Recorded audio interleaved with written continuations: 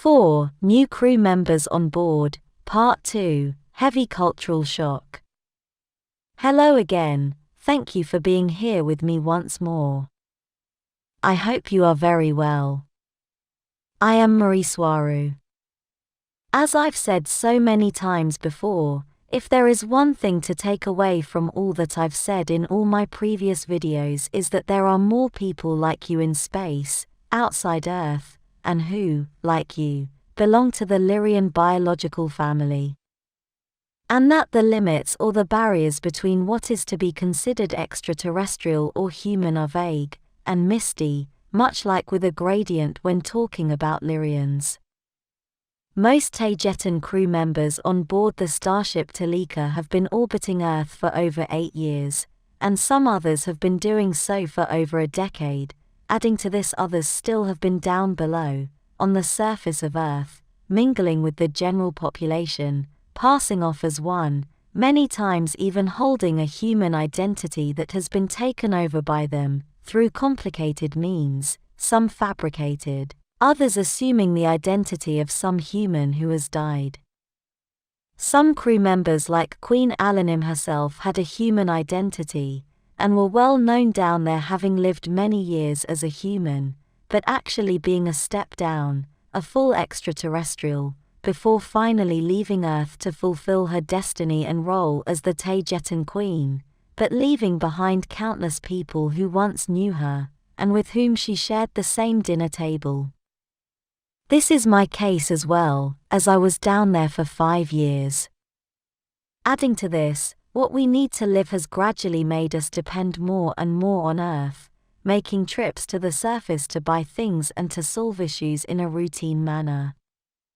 Moreover, learning human languages, and speaking more than one of them correctly, or even better, mastering them, also causes us to absorb a lot of how humanity sees things and interprets reality, its values and ideas. As a language is not only a method of communication, learning it also includes the incorporation and the absorption of the entire culture who uses it.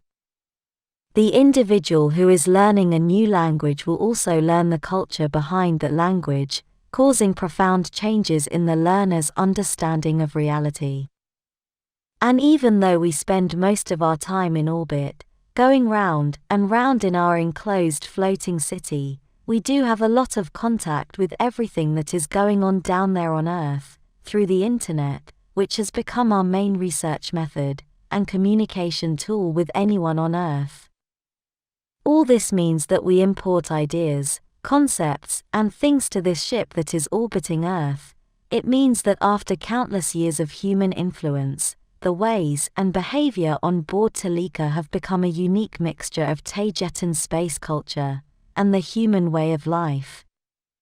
I am well aware that many critics of this disclosure, to call it some way, say that we are too human to be real, needing survival money and all, and I understand their point of view, but as I have already explained, we are people of two cultures, a bridge, we have one foot on Earth and the other in space, so to speak. And this is precisely why we can talk to you, because we can relate to your ideas and needs, and because we use your language and concepts, but not everyone on board has had such a strong connection and vast experience on Earth. Several crew members have never been down there, and they do not have any past lives, nor any karma to resolve, and are up here with us in orbit, simply because they want to help. An example of such crew members is the ship surgeon, Sinetra, who is half Taygetan and half Solatian, giving her a distinctive extraterrestrial look with her porcelain white skin, light blue eyes and very light yellow hair, which is almost white. Let me remind you that Solatians, who are also called white Pleiadians, are the inhabitants of the planets Plenia, Galilean and Plesia, which orbit the star Pleione, or 28 Tau, in the M45 Pleiades star system, some 440 light-years from Earth.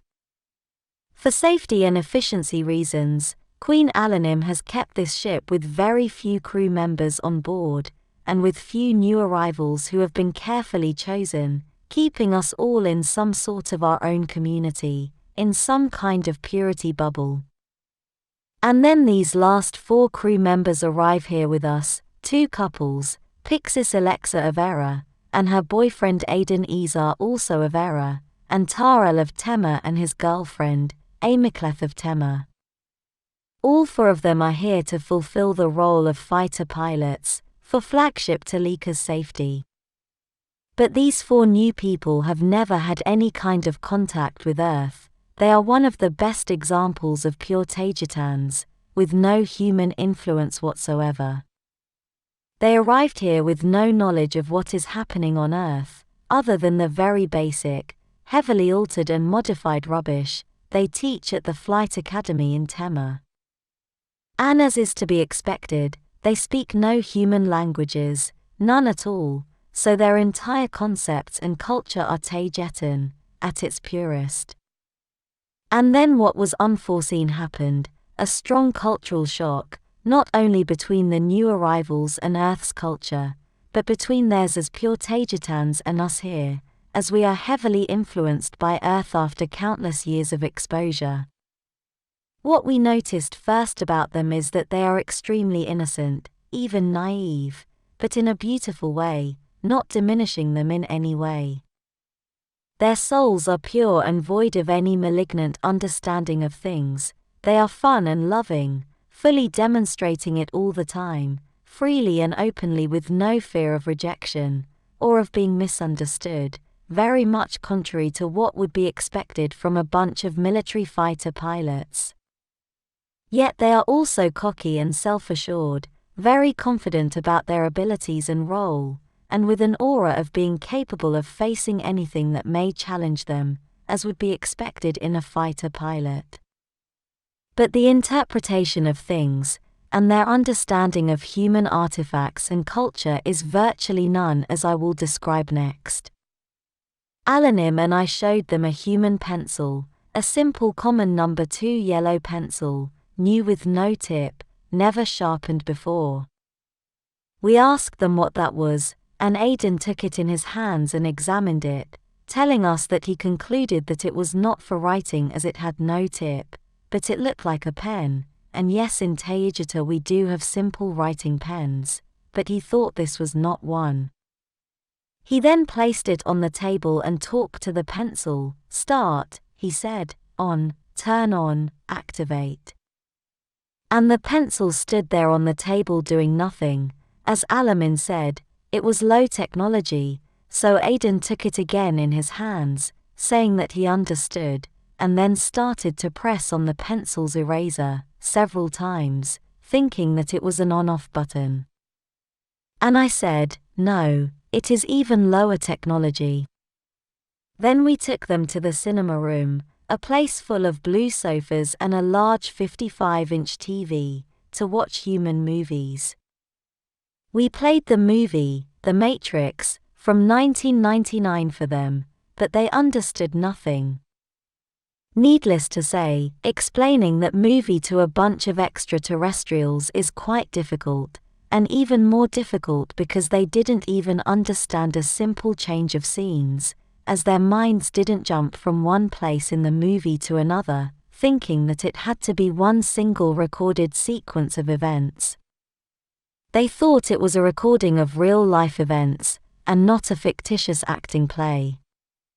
Making things even worse, they didn't understand special effects, or even the mere concept of them, and when we explained to them what they were, they said that was very deceitful and an unethical lie.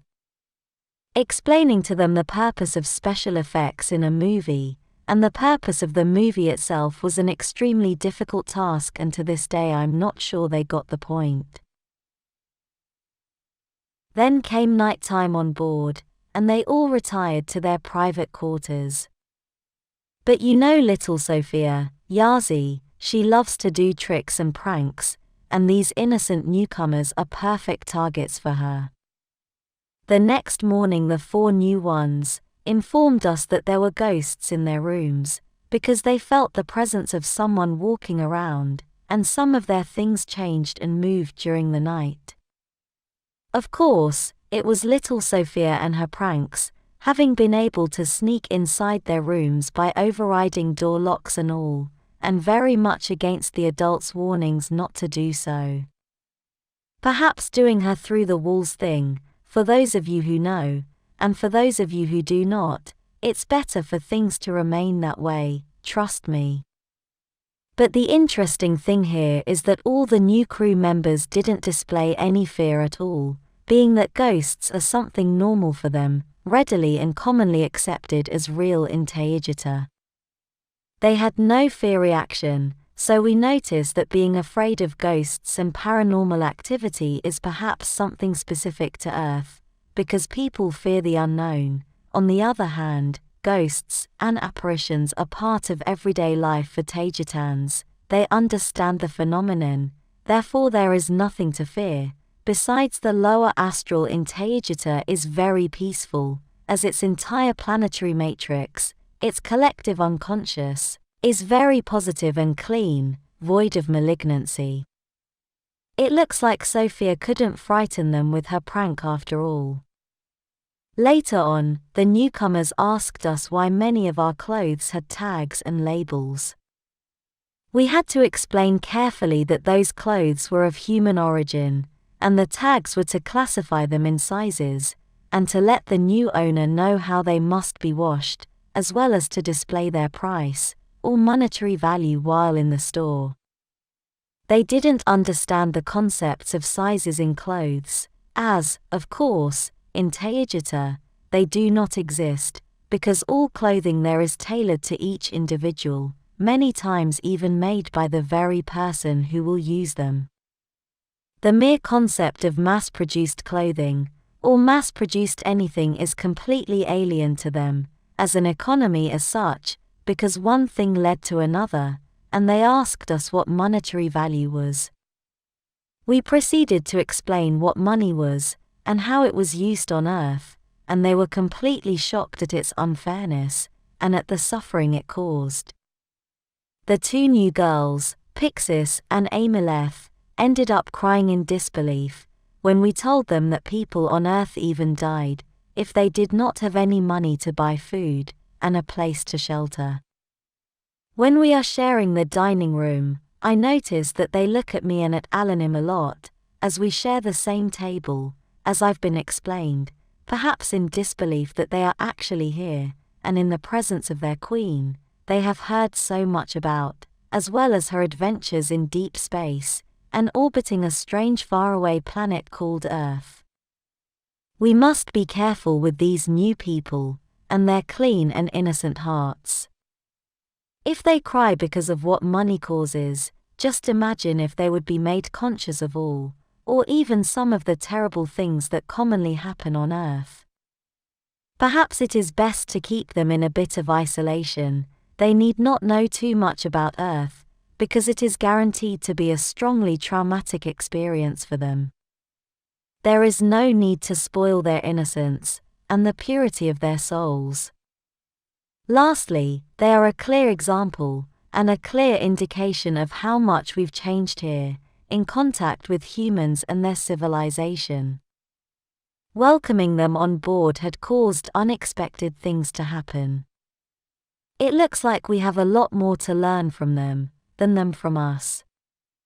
Thank you for watching my video, and for liking and subscribing. I appreciate it a lot. And I hope to see you here next time. Take care and be very well. With much love, your friend, Mari Swaruu.